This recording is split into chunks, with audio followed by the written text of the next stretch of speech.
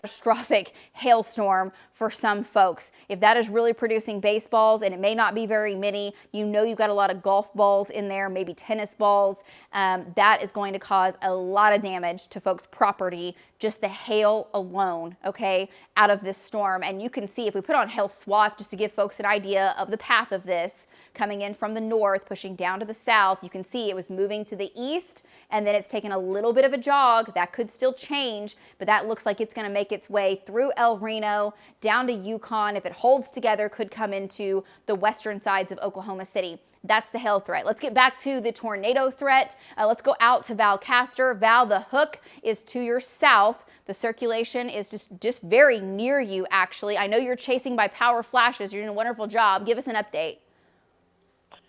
Yeah, so Lacey, we just now got off of I-40 at the Country Club exit on I-40. So what we are looking at here, straight in front of us, maybe just a little west of the road here, is a big lowering. I'm going to stop.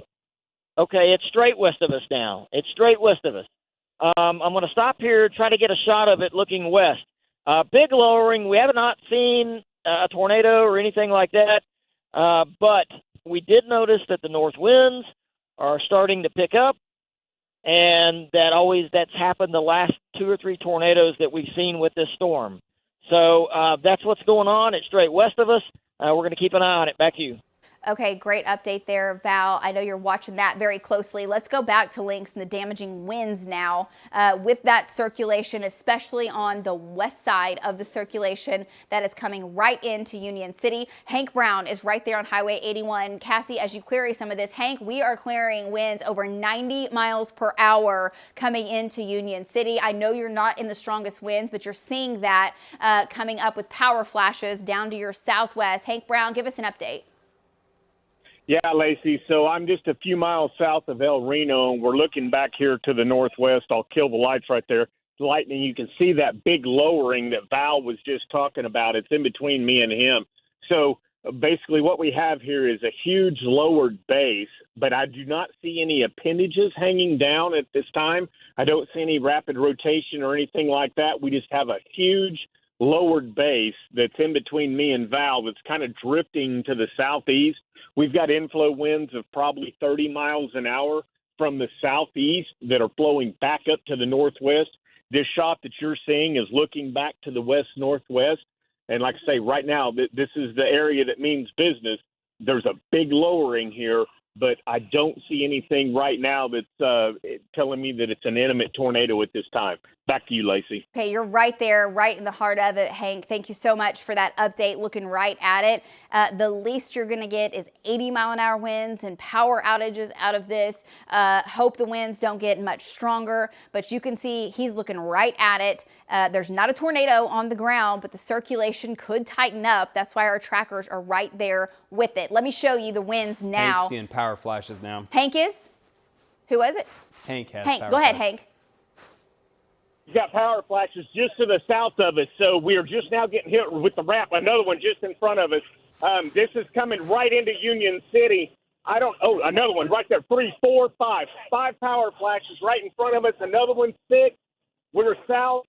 We're north of Union City, heading south on 81.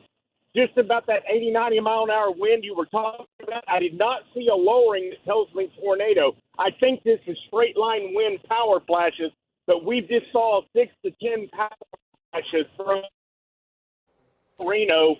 Golly, the wind is screaming right now. It is probably, if you can see out my windshield, I've probably got 80 or 90-mile-an-hour winds, horizontal rain, and I haven't seen a power flash in the last 15 or 20 seconds.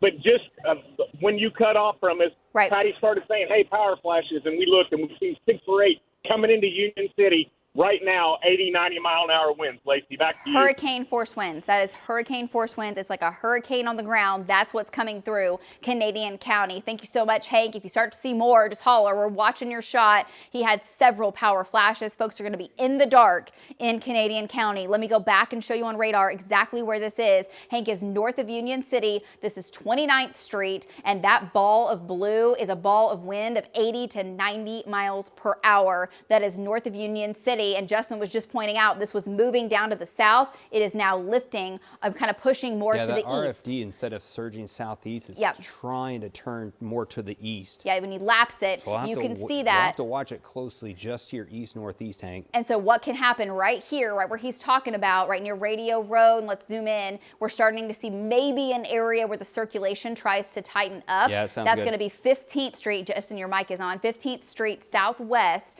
and Radio Street. Radio Street, that is going to be an area where the winds are so strong out of the kind of the northwest, and we may start to get a little bit more toward where we could get a spin up. We've got Brandon Pennell dropping in. He's watching that area as well. Let's go to correlation coefficient. Let's look for any debris and make sure Hank is right in that wind. Oh my goodness. Okay, I don't see anything on the ground. Let's go back to Hank Brown if we can. Hank, we're showing 80+ mile-an-hour winds. Can you confirm that? Yeah, Lacey, you got me? I gotcha. Okay, so I'm headed south on 81. I'm taking westerlies right now of every bit of 80, if not 90 miles an hour. I'm in an F-250 pickup, and it's blowing me across the road. So strong westerlies. It's now east of 81. On 81, I'm taking 75s. Probably now it's come down just a little bit, but just east of 81. So if you folks that live out here, the Loves on the north side of Union City, it is just west of you, or just east of you right now. We saw multiple power flashes, 80 to 90 mile per hour winds. I'm coming into Union City right now with they're dropping a little bit, probably 60 from the west, which tells me we were in the RFD wrap. So Mustang, it's coming to you. Expect 80, 90 mile per hour winds coming towards Mustang. So we're going to catch 152. We're going to try to catch back up with it, get east, back into Mustang. Back to you, Lacey. Okay, so Hank confirmed what radar was saying, at least 80 mile-an-hour winds. Let me show you what radar has now, just under 100 mile-per-hour winds. And so when we talk about a low-end tornado, this can be do the damage of a weak tornado. This is significant wind. Some of this data spitting out over 100 mile-per-hour winds. And if that is actually reaching the ground, we're not measuring this very high up, that is going to make you lose power. There's no doubt about that. And it can bring down big trees. Okay, this can make big trees blow over. This can also really damage a mobile home. This is the type of situation you cannot be in a mobile home with these types of winds. It can blow that over and toss it and turn it into basically just small debris. It's not a tornado. It's not what we're seeing right now. It's damaging winds. We could get a tight area of circulation along this, but it's not happening right now. Brandon's there, Jeremy's there, Hank is there, Southwest. Let's see, it's 29.